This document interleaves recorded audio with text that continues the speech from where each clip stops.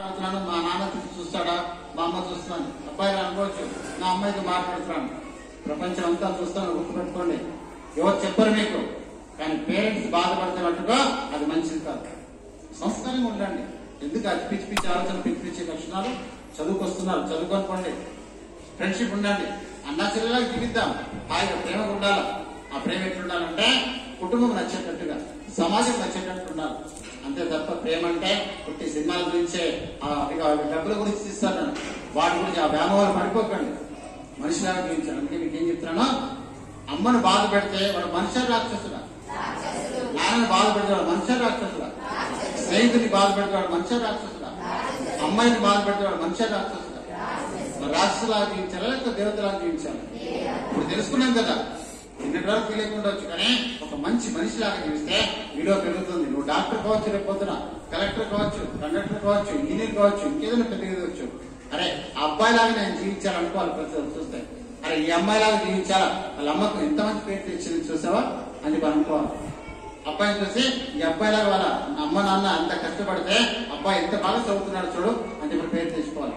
అది మానవత్వం నుంచి దైవత్వం పరిగెడేది. కానీ కొందరు మూర్ఖులు అలా ఆలోచించారు. ఇప్పుడు ఉంటే సరే ఏమన్నా జరగదు, నాకు సంబంధం లేదని రాక్షసులాగా ప్రవర్తిస్తుంటారు. అది ఎప్పుడు చేయకూడదమ్మా. ఇతరులు బాధ పెట్టే లక్షణం ఎప్పుడు చేయకూడదు. బాయ్స్ గుర్తుపెట్టుకోండి. పరాయి ఆడపిల్ల కనబడితే మా చెల్లెలాంటి భారత జీవించాలని వేరే కాదు.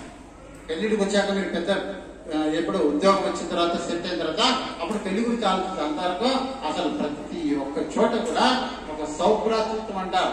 అంటే అన్నా చెల్లెల అనుబంధం, ఆ భావంతో జీవించాలి. ఎటు చూసిన వ్యవస్థ లోపల దుర్మార్గం ఆలోచనలు, దుర్మార్గం పోతున్నాయి. కానీ మీరు వివేకానంద స్కూల్లో ఉన్నారు. వివేకానంద పేరు ఎంత గొప్పవాడు తెలుసా? ప్రపంచానికే భారతీయ సంస్కృతి తెలియజెప్పినాడు. అలాంటి సంస్కృతి తెలియజెప్పిన స్కూల్లో చదువుతూ సంస్కారహీనంగా ఉంటే మీ అంత దురదృష్టవంతులేదు. మరి సార్ కనబడితే నమస్కారం పెడుతున్నారా? టీచర్ కనబడితే నమస్కారం పెడుతున్నారా? హాయ్ సార్ అంటున్నారా లేక బాయ్ సార్ అంటున్నారా? గుర్తుపెట్టి ఎంత క్లోజ్ ఉండాలి సార్ టీచర్, ఎంత క్లోజ్ ఉండాలి, గౌరవం ఇవ్వాలి. దగ్గరికి వెళ్ళాలి, నమస్కారం టీచర్, గుడ్ మార్నింగ్ టీచర్, శిరస్సు వంచి నమస్కరించుకోవాలి. ఇది సంస్కారం అవుతుంది. టీచర్ కనపడితే కూడా కొందరు ఎక్కడ మార్కుల వాళ్ళు చూస్తారు, దూరం తప్పించుకొని పోతా ఉంటారు. వాళ్ళు ఇంక మూర్ఖులందమా ఏమన్నా చెప్పండి సార్ కదా. అందుకని అలా కావకుండా మనం ఎంత ఎదిగినా, నువ్వు రేపు ఇంజనీర్ కావచ్చు, కలెక్టర్ కావచ్చు, ఎవరు కావచ్చు, గురువే దైవం అనుకునే భారతదేశంలో పుట్టిన మనం ఆ గురువును దేవతలా కొలుసుకోవాలి తప్ప కించపరిచి ఆలోచన చేయకూడదు. ఎంతమంది రాశారు అమ్మ నాన్న గురించి, గురువుల గురించి? చూసారా, 50% కూడా లేవు చేస్తారు. ఏమైంది మీకు? వాళ్ళు మంచోళ్ళు కారా? టీచర్లు మంచోళ్ళు కారు కదా. వాళ్ళు ట్రాన్స్ఫర్ చేద్దాం, పంపించేద్దామా? ఇచ్చాను సార్ హ్యాండ్స్ డౌన్. ఎంతమంది టీచర్లు మంచోళ్ళు కాదన్నట్టు చేస్తారు. వాళ్ళు మీరు రాలేదంటే అర్థం అంతే కదా. ఇదేనా సంస్కారం అంటే? నేను రాయమంది ఏంటంటే 4 వాక్యాలు రాస్తామన్నాను, 2 పేజీలు రాస్తామన్నాను. అమ్మ గొప్పతనం రాస్తామన్నాను, నాన్న గొప్పతనం రాస్తాను. అంటే మీ అమ్మ మంచిది కాదా? చెప్పండి, ఎంతమంది చెప్పండి మీ అమ్మ మంచిది కాదా? మంచివాడే కాదా?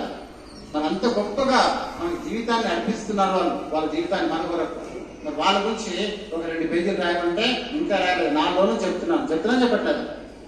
ఫస్ట్ డే చెప్పాను ఈ మాట, గురువు గొప్పతనం రాయమని.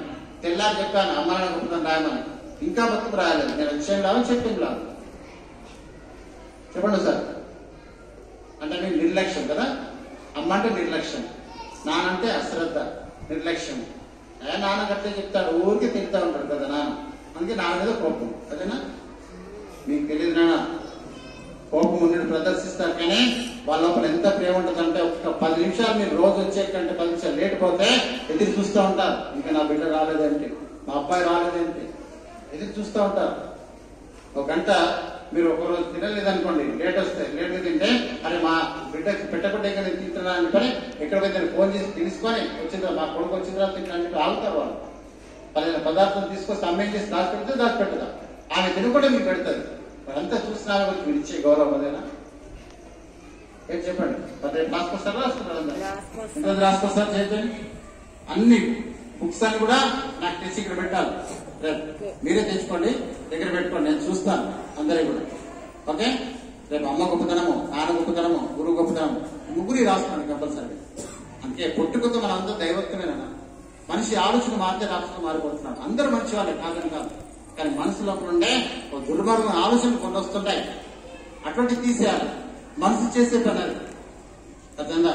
అలాంటివి కాకుండా దాంట్లో పోతుంటాడా కుక్క పడుకుని ఉంటుంది, రాజకీయ కొడతాడు ఒకటి. ఇంత ఆనందము, కానీ పైచాచిక ఆనందం అంటారు. అది పొయ్యి ఏడుచుకుంటూ పోతా ఉంటే వీడిని అవుతా ఉంటాడు. అది కావాల్సింది పాప ఒక జీవి, ఒక ప్రాణికి ఎప్పుడైతే నువ్వు బాధ పెట్టే స్థితి కలిగించేస్తే అది నిజంగా రాష్ట్రత్వం అవుతుంది కదా. కొందరు డబ్బుల గురించి మనం పేపర్ వింటుంటాం, చూస్తుంటాం ఒకసారి కదా.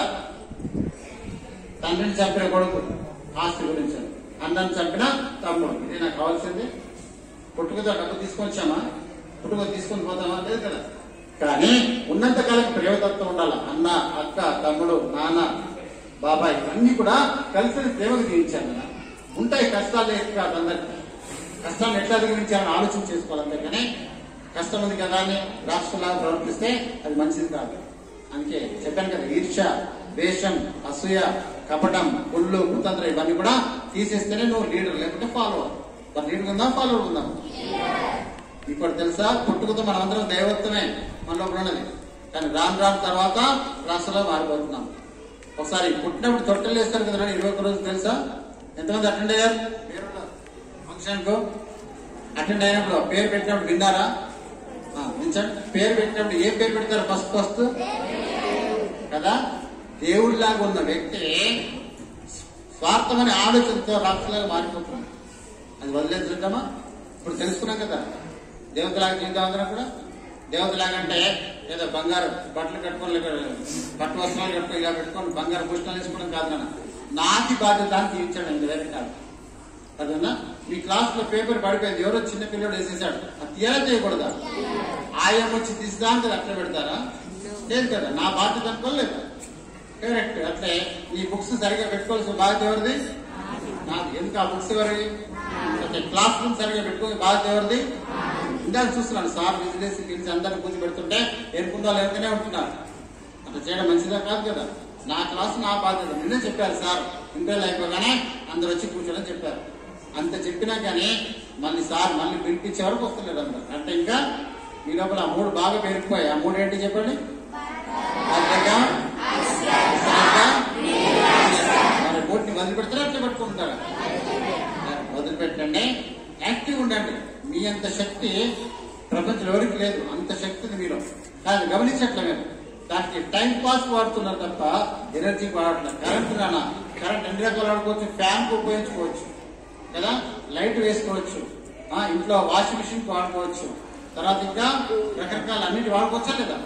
కానీ దాన్ని అనవసరంగా వృధా చేస్తుంది. వీళ్ళు అంత శక్తి ఉంది, ఎనర్జీ అనేది.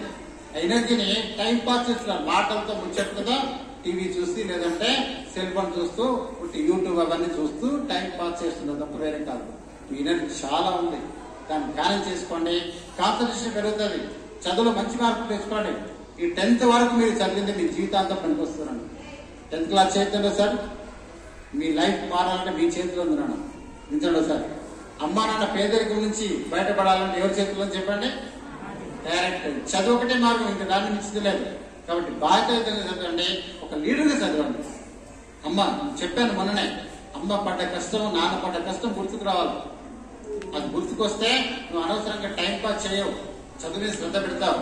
టీచర్ నాకు అది రావట్లేదు చెప్పండి, సార్ నాకు రావట్లేదు చెప్పండి అని చెప్పి అంటారు. మీరు కానీ ఎప్పుడైతే మీరు అశ్రద్ధం చేస్తున్నారో మీ లైఫ్ కాదు నాన్న, అమ్మా నాన్న లైఫ్ ఇబ్బంది. మీరు బాగా చదివారనుకోండి, రేపు ఇంజనీర్ డాక్టర్ అయితే ఇంజనీర్ అయ్యారనుకోండి, సపోజ్ నెలకు కనీసం ఒక 40-45 వేలు సంపాదిస్తారు.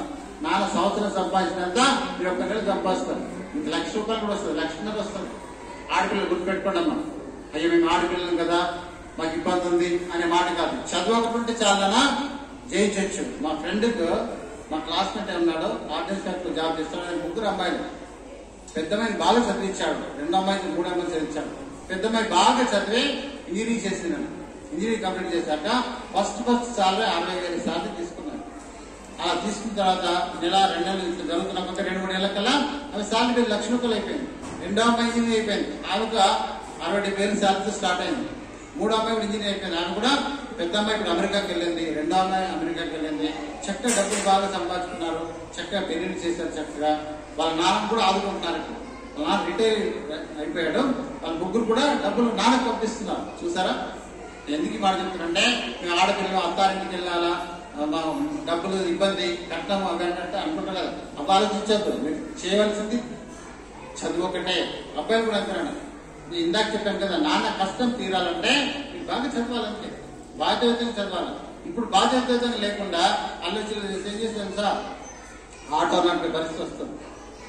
మీరు ఆటోమేటిక్ గా ఇంజనీర్ అయ్యే కాస్త ఆటో నడుపుతారు. ఏం లాగా చెప్పండి, అందరు బతుకుతారు, బతకరని కాదు, కానీ ఉన్నతంగా బతుకులు నేర్చుకోండి, మీరు కూడా బతకండి, ఫాలో ఉండకూడదు.